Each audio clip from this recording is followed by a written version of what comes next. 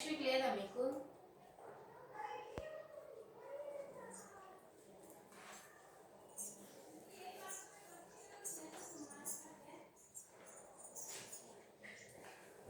శుభోదయమమ్మ. మనం ఉపవాచకం బాలకాండం నేర్చుకుంటున్నాం కదా. రామాయణంలో ఎక్కడి వరకు అయ్యింది? అసలు నేను అడిగినటువంటి ప్రశ్నకి కొంతమంది బాగా రాశారు. Excellent students are there. అలాగే మరి ఇచ్చినటువంటి ప్రశ్నకి సమాధానం కూడా దొరకనటువంటి వాళ్ళు కూడా ఉన్నారు. నా వాల్మీకి రామాయణాన్ని ఎలా మొదలుపెట్టాడు, ఎందుకు రాయాలనుకున్నాడు, ఎలా మొదలుపెట్టి రాశాడమ్మా? ఆ స్టోరీ అంతా ఉంది కదా. ఒకసారి నారదుడు వస్తే నారదుడిని అన్ని మంచి గుణాలు కలిగినటువంటి వ్యక్తి ఎవరు ఈ లోకంలో ఉంటారా అని చెప్పేసి అడిగితే నారదుడు ఇలాంటి అన్ని గుణాలు కలిగినటువంటి ఒక వ్యక్తిలో ఉండడం కష్టము, కానీ రాముడు ఉన్నాడు అని చెప్పేసి రామాయణాన్ని అంతా కూడా చిన్నగా చెప్పేసి వెళితే ఆ రామాయణాన్నే గుర్తు చేసుకుంటూ తంసానది తీరంలో ఉన్నటువంటి స్నానానికి వెళితే అంతా అక్కడ పక్షుల జంటని చూస్తే క్రౌంచ పక్షుల జంట, అందులో ఒక వేటగాడి లోపు మగ పక్షిని చంపితే ఆ మగ పక్షి చుట్టూ ఆడపక్షి తిరిగి బాధపడుతూ చూసినటువంటి వాల్మీకి నోటి నుంచి అప్రయత్నంగా ఒక పద్యం రావడం, ఆ పద్యంలో చూసేటప్పటికి ఆ సమాన పాదాలు ఇది పక్కా ఛందస్సుతో కూడినటువంటి పద్యమే అని చెప్పేసి అనుకోవడం, దాని గురించి ఆలోచించడం. బ్రహ్మ వచ్చేటప్పటికి బ్రహ్మగారికి అన్ని సకల మర్యాదలు చేసి బ్రహ్మకు ఆసనం కంటే కూడా కింద కూర్చుని మొత్తం ఇంకా దీని గురించి ఆలోచిస్తున్నటువంటి అతను బ్రహ్మకు తెలియనటువంటి ఉండవు కదా బ్రహ్మగారికి, అన్నీ కూడా తెలిసి అవును నువ్వు చెప్పింది పద్యమే, ఈ పద్యంలోనే నువ్వు రామాయణాన్ని రాయాలి, నీకు తెలియనటువంటి విషయాలు కూడా చాలా తెలుస్తాయి, ఈ భూమి ఉన్నంత కాలం రామాయణం అనేది ఉంటుంది అని చెప్పేసి వెళ్ళిపోయాడు. ఇక అయోధ్య నగరం రామాయణాన్ని రాయటం మొదలుపెట్టాడు మన వాల్మీకి గారు. ఎక్కడ స్టార్ట్ అయింది? అయోధ్య నగరం. అయోధ్య నగరం ఎక్కడ ఉందమ్మా? సరియు నది తీరంలో కోసల తీసంలో అయోధ్య అనేటువంటి నగరం ఉందన్నమాట.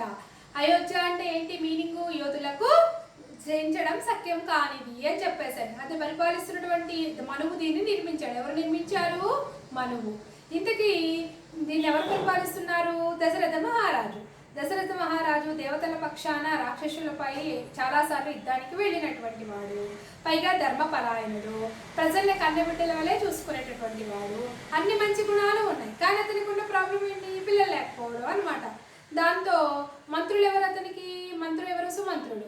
పురోహితులు ఎవరు? వశిష్ఠుడు, వామదేవుడు. ఈసారి ఇక ఏ యజ్ఞం చేయాలనుకున్నాడు? అశ్వమేధ యాగం చేయాలి అనుకున్నాడు అనమాట. సరే దానికి అంతా కూడా రెడీ చేసుకుని యజ్ఞానికి కూర్చుంటే మన మంత్రి గారు వచ్చి ఈ అశ్వమేధ యాగానికి ఋషశృంగ మహర్షిని పిలిస్తే మనం అనుకున్నవన్నీ జరుగుతాయి, ఆయన ఎక్కడుంటే అక్కడ వర్షాలు పడతాయి, ఆయన వివాండక మహర్షి కుమారుడు కాబట్టి అతను కూడా పిలుద్దాము అని చెప్పేసి చెప్తాడనమాట. సరే అని చెప్పి యాక్సెప్ట్ చేస్తారు. పిలుచుకొచ్చి అశ్వమేధ యాగం బాగా జరుగుతుందనమాట. అది అయిపోయినాక దశరథ మహారాజు ఋషశృంగ మహర్షిని, అయ్యా నాకు సంతానం లేదు, దానికోసం చేయవలసినటువంటి యాగం ఏంటో అది మీరే దగ్గర నుండి జరిపించండి అని చెప్పేసి రిక్వెస్టింగ్గా అడిగితే, సర్లే పుత్రకామేష్టి యాగం చేద్దాము, దాని ద్వారా పుత్ర సంతానం కలుగుతుంది అని చెప్పి ఆ యాగానికి అంతా కూడా సిద్ధం చేస్తాడు ఋషశృంగ మహర్షి.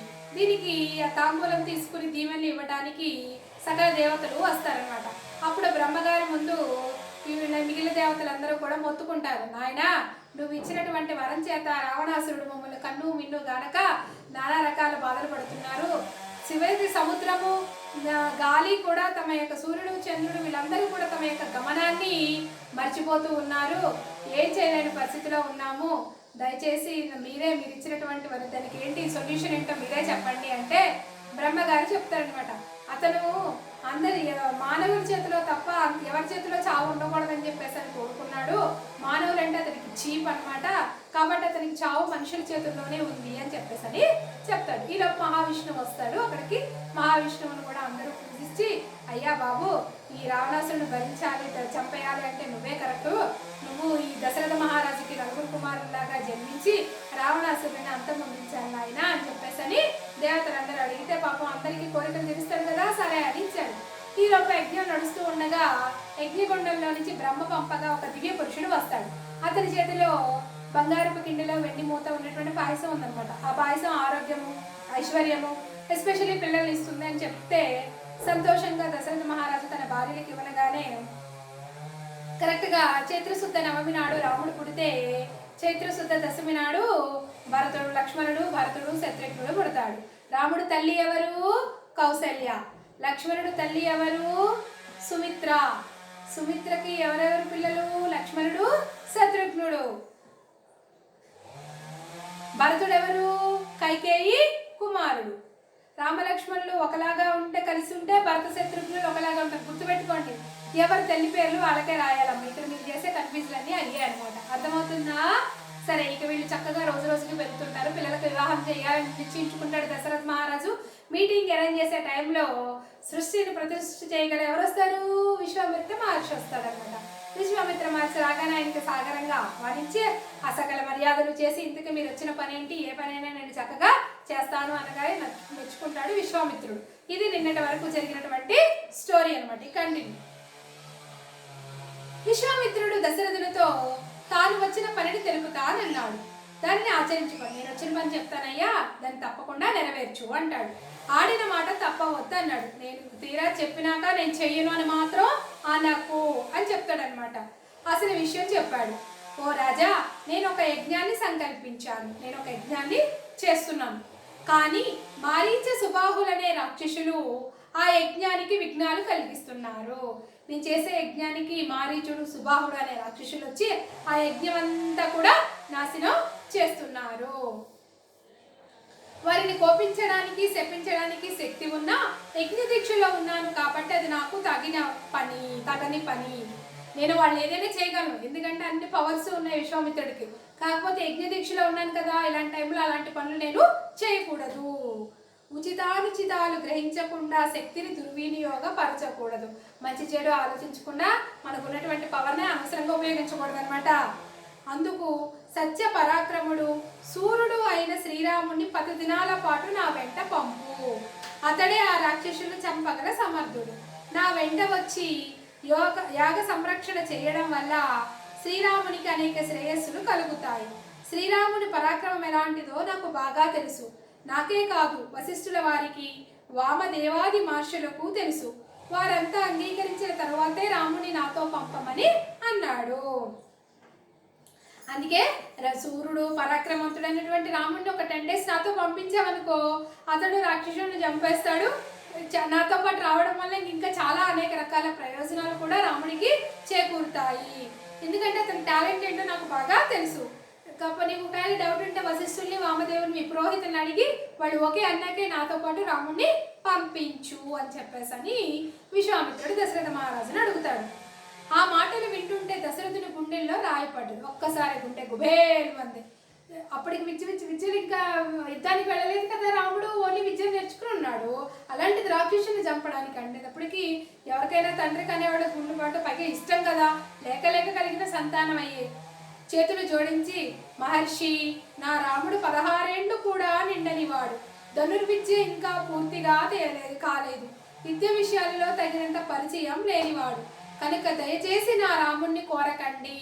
అంతగా కావాలంటే ధనుర్బాణపాణినే నేను మీ వెంట వస్తాను.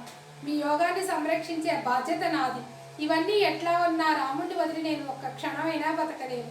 మా నోముల పంట రాముడు. ఇంతకు ఆ రాక్షసుని ఎవరి అండతో ఈ దుండగానికి ఒడిగెట్టారని అడిగాను. భయవేసి, బాబు, నా కొడుకు చాలా ఇలా 2 చేతులు దండం పెట్టేశాడు. విశ్వామిత్ర ముందు కూర్చుంది అనమాట. నా కొడుకు పట్టుమని 16 ఏళ్ళు కూడా లేవయ్యా. యుద్ధంతో అసలు పరిచయమే లేదు. విలువిద్యలు ఇంకా పూర్తిగా నేర్చుకోలేదు. అలాంటి పిల్లవాడిని నేను ఎలా పంపుతాను? అవసరమైతే నేను వచ్చి యుద్ధం చేస్తాను నాయన అని చెప్పేసి పైగా రాముడిని చూడకుండా నిమిషం బతకలేని ఎన్నో పూజలు వరాలు చేస్తేనే నాకు రాముడు పుట్టాడు ఆయన అని చెప్పేసి ఇందుకు ఎవరి యొక్క అండతో, ఎవరో ఒకరు సపోర్ట్ ఉంటారు కదా, పెద్దవాడి సపోర్ట్. మారీచుడు సుబాహుడు ఆ రకంగా చెలరేగుతున్నాడు అని విశ్వామిత్రుడిని అడిగాడు. ఈ మాట విశ్వామిత్రుడు సమాధానం ఇస్తూ, పౌలస్త్య వంశజుడైన విప్రాస వసుడనే ముని కుమారుడు రావణాసురుడు. పౌలస్త్య వంశానికి చెందినటువంటి విప్రవసురుడు అనేటటువంటి ముని యొక్క కుమారుడు ఎవరట? రావణాసురుడు. అతడు కుబేరుడి సోదరుడు. మన కుబేరుడు డబ్బులు ఇచ్చి కుబేరుడు ఉంటాడు కదా, తమ్ముడు అన్నాడు. అనేక రాక్షసుల ఫలాలు కలవాడు. అతనికి సపోర్ట్ ఎవరు? రాక్షసుడు. బ్రహ్మ ఇచ్చిన అసాధారణ వరాల వల్ల అతని గర్వం ఇబ్బడి ముబ్బడయ్యింది.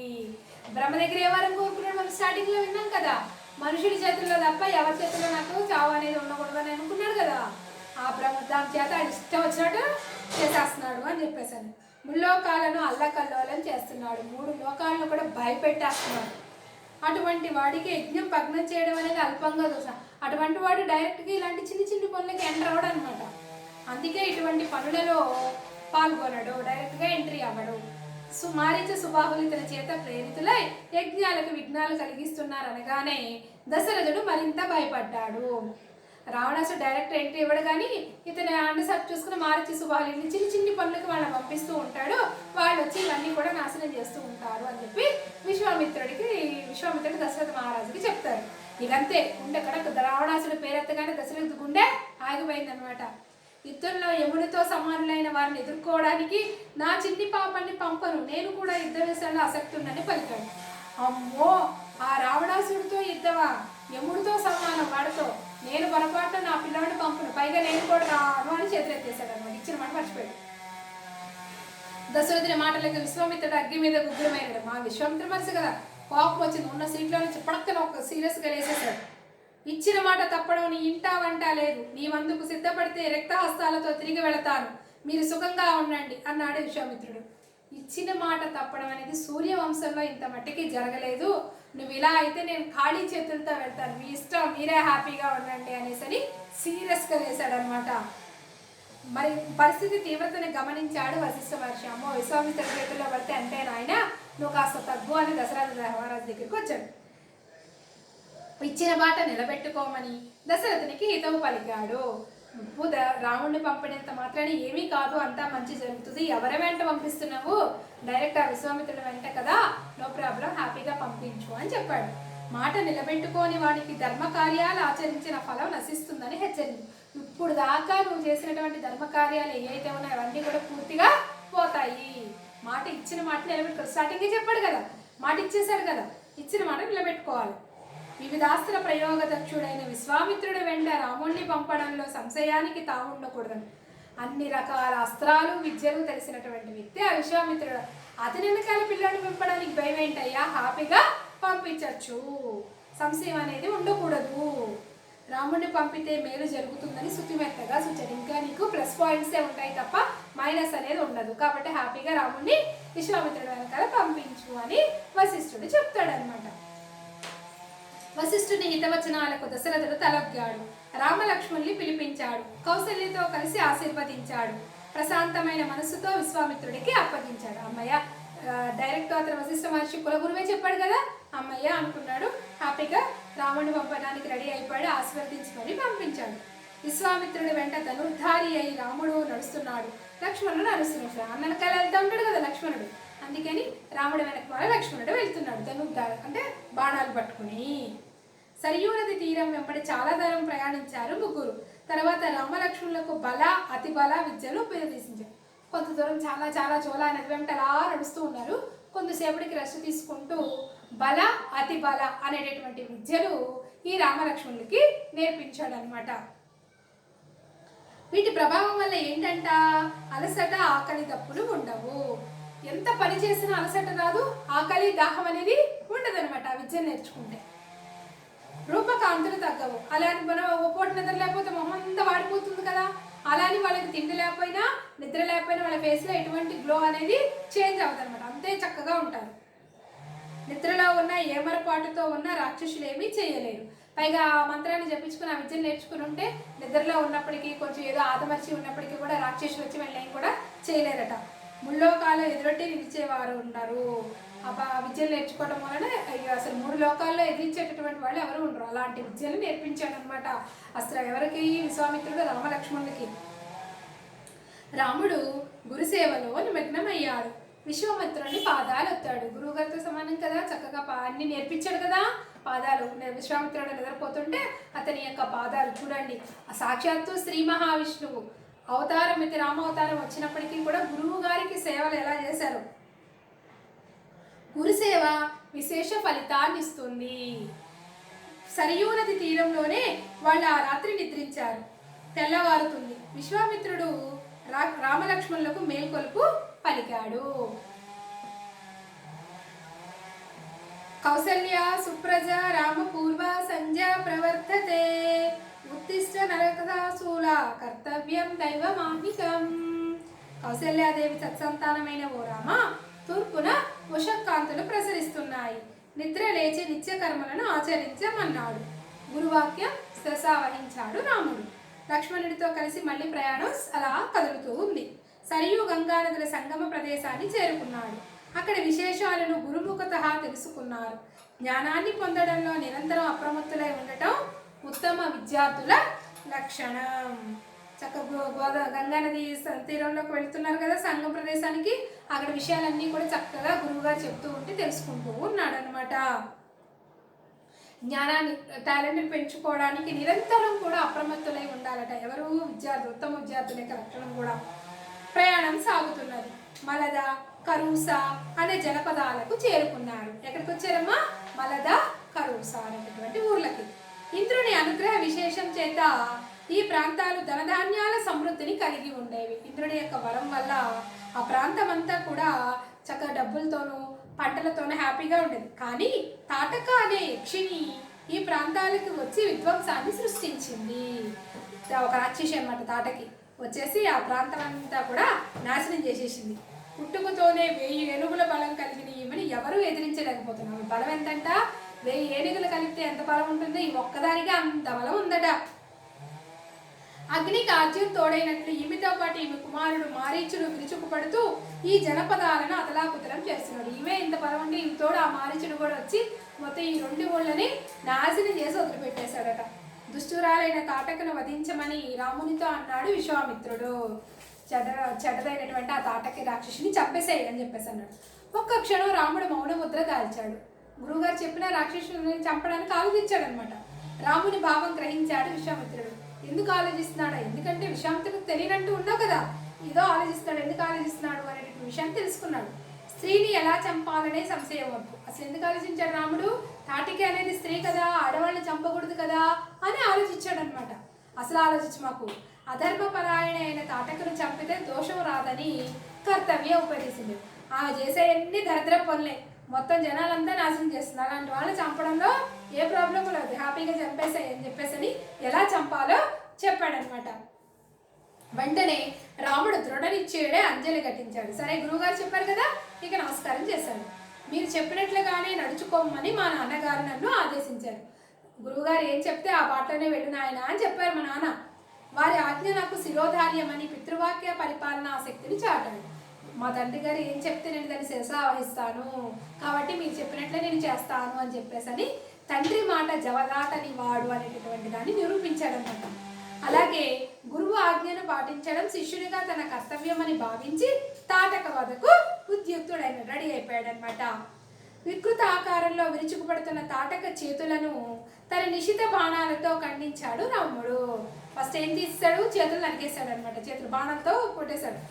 అయినా ఆవేశంతో మీదకు వస్తున్న తాటక ముక్కు చెవులను కోసేశాడు లక్ష్మణుడు. ఇక్కడి నుంచి స్టార్ట్ అయిందండి లక్ష్మణుడికి ముక్కు చెవులు కోయటం.